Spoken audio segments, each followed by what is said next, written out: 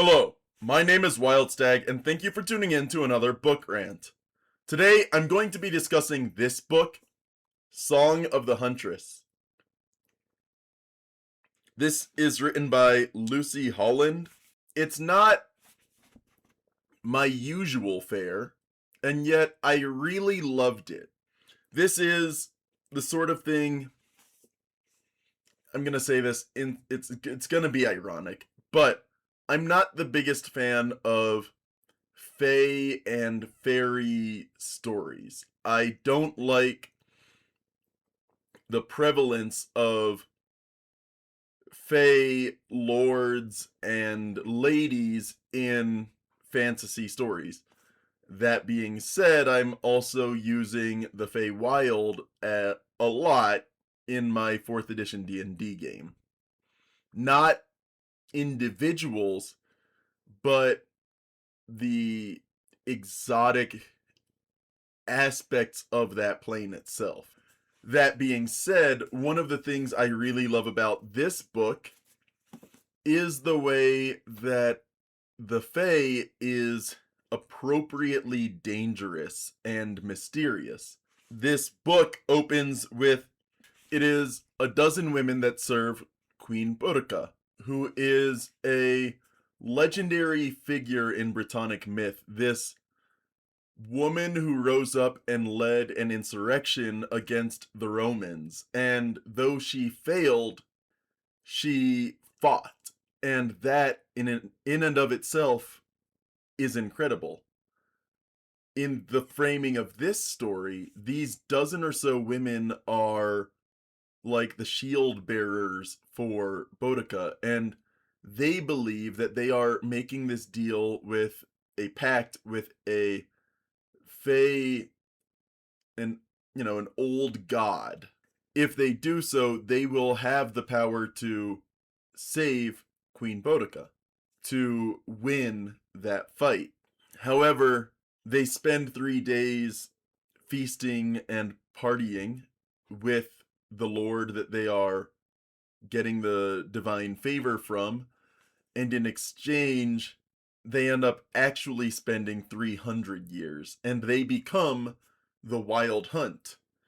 And in their rage upon realizing that they gave up 300 years and their people are gone, are destroyed, are they have lost, they are being overwritten by others on their own land, they kind of succumb to the anger and the control of the Fae that granted them their immortality in the first place. But they must never step foot on the ground so long as the a certain condition is not met.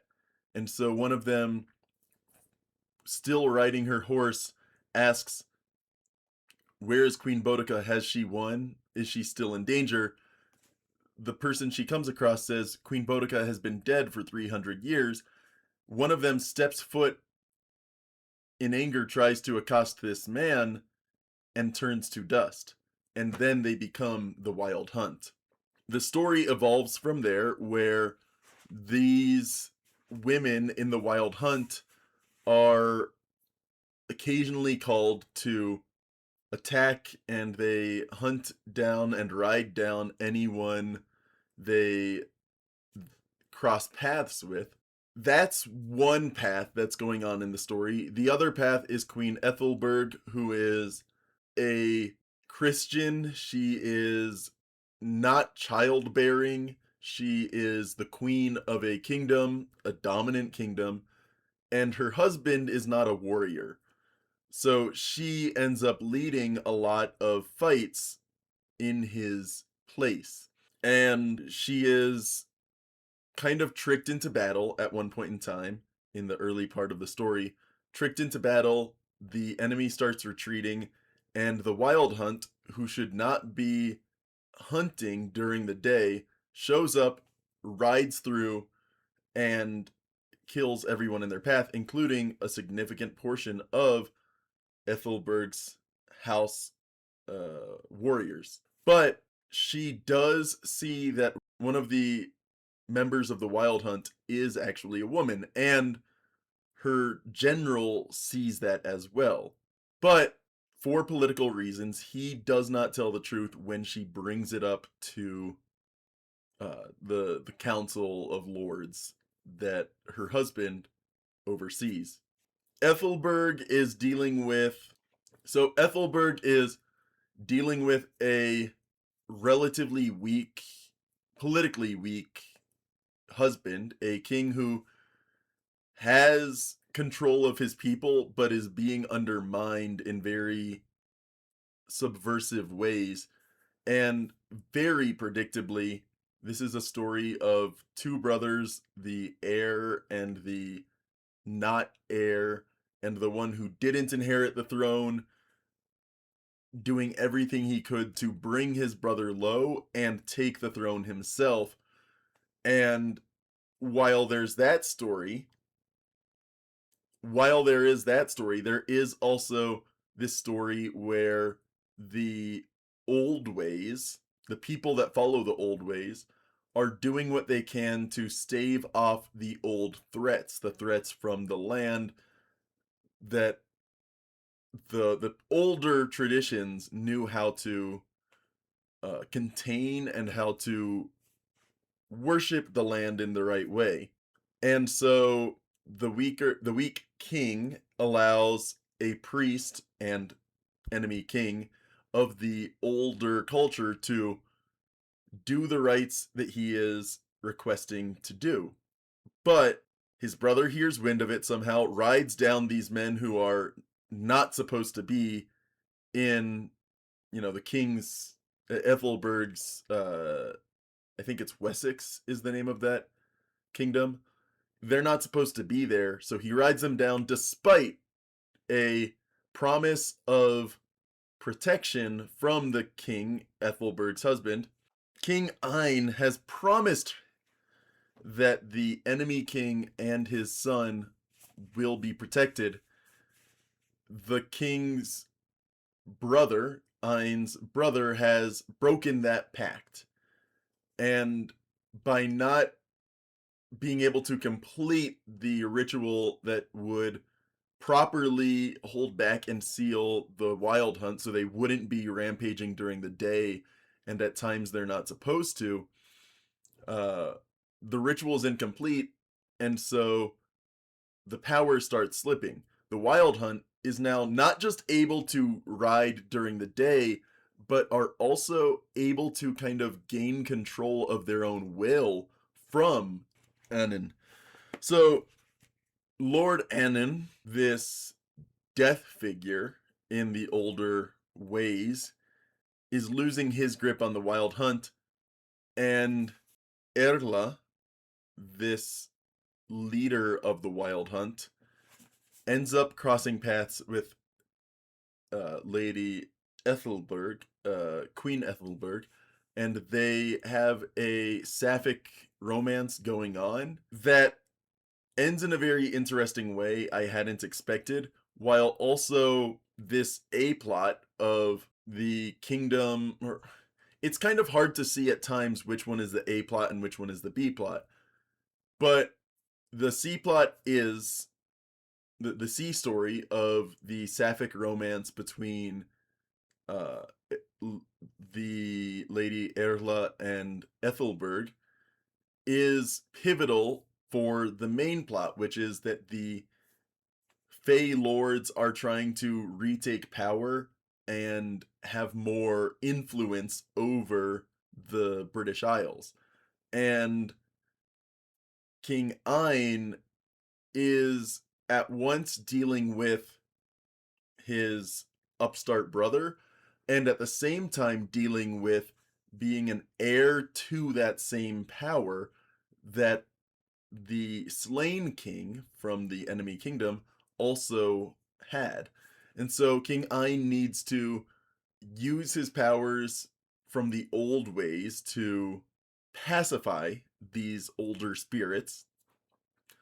And this does come to a clash. So the A plot and the B plot, King Ein and his brother and the unrest in the kingdom of Wessex, that plot does come and intertwine with the A plot of the old ways are coming back, they're coming back strong, and they're coming back vengeful. They want whatever power they can get, and they are going to cause chaos to humans and death to humans if they get what they want. And intertwined with all this is King Ein and Queen Ethelberg's failing marriage and Queen Ethelberg's sapphic romance with this leader of the Wild Hunt, Herla. And so it's a pretty interesting story. I really liked the way that the Fae in this are portrayed as dangerous and unknowably different in ways that a lot of I feel like there's a fantasy right now, especially with romantic fantasy being a major influence on fantasy and on literature in general. There's this influence that like fae stories involve this very Twilight-esque situation where in Twilight the vampires were very different from the humans, and yet Bella still is protected by Edward and kind of allowed into that sphere of influence because she has protection from the vampires. And in the same way, a lot of Fey romance deals with that kind of situation where a Fey Lord or some Fey spirit is protecting a mortal woman. And to a certain extent, you see that in older fantasy as well.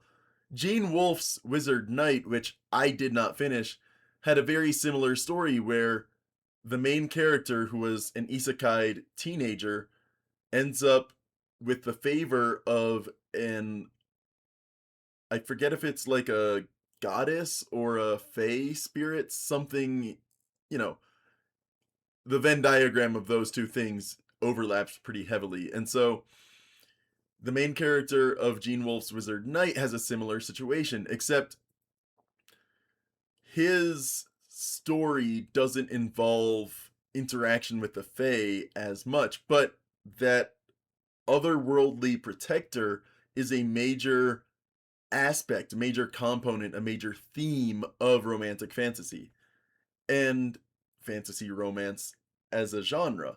But what this one does, and I really appreciated it, was that it never made Queen Ethelberg one, she as a warrior herself is capable of defending herself and is capable of, as an intelligent woman, understanding everything going on around her. So Queen Ethelberg isn't in need of protection in the same way that a lot of fantasy romance characters do.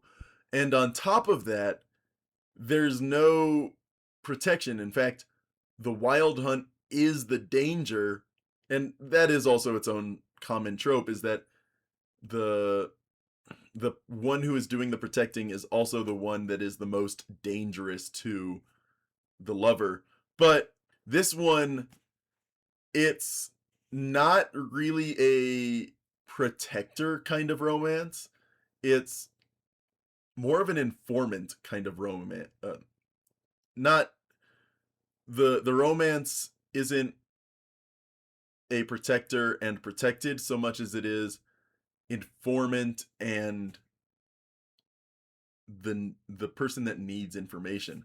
And so these two have this kind of bond where the Wild Hunt, the Herla, the member of the Wild Hunt, the leader of the Wild Hunt, knows what's going on behind the scenes, but can't or she knows roughly who is moving the strings, but doesn't know what is going on behind those strings. But she's able to help Queen Ethelberg kind of as equals to get to that conclusion that they need to. And that's a really cool dynamic, just having them as equals was good. And I think one of the things I really loved about this book as well, and if you see some of my other rants on this channel, I'm not the most supportive of powerful female characters, which is admittedly a bit weird to say in Women's History Month, but like there is a tendency to make women main characters very flawless, or if she has flaws, if she has someone better than her, it's the love interest that is just a bit better than her at everything she does. And that was an issue I had with A Broken Blade. And then there's also issues of like the lead character has very predictable and tropey issues with her parents, with legacy, and Queen Ethelberg doesn't really have that. What she does have is feelings of inadequacy because King Ein hasn't slept with her, and rather, when they have slept together, when they have, fulfilled their marital duties, as they use the phrase in this book, Queen Ethelberg is the one that initiates it. So she's dealing with feelings of inadequacy and like she isn't desired or wanted. But on the other hand, there's kind of a wedge because King Ein is aware of Queen Ethelberg's feelings for this other person, but it's not in a way that drives the two apart, but really highlights the gap between them and what they need to do to repair it. And so one of the things I really like is that there is this sapphic romance with this with two really powerful women, intelligent, great warriors, strategists, that sort of thing. But they're never in control of the story in a way that is satisfying to read and in a way that A Broken Blade never was.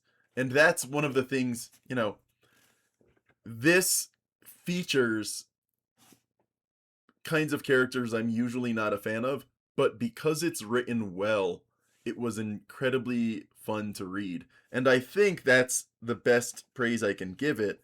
I paid $20 for this, and I honestly think it's worth it. And I'll be honest, the Servid appearance, the logo, this emblem up here with the crown of antlers, I have a tendency to pull those kinds of books off the shelf, and I know it. I'm also partial to it. But in spite of that, this book is really good. It's also relatively new. I didn't look at the copyright information before this, but this is a copyright 2024. Let's see, first edition March 2024, printed in the USA. It's a really, really good book. The cover art is by Shutterstock. Author photo, let's see, cover copyright Hadget Group, cover design by Lisa Marie Pompilio. Um, it's new. It's a really cool book. It's a new one, and I'm not putting this into the used book marketplace anytime soon. I really liked this book, and I think if you like fantasy, you're going to love it too. So, yeah. My name is Wildstag, and thank you for tuning in to another book rant.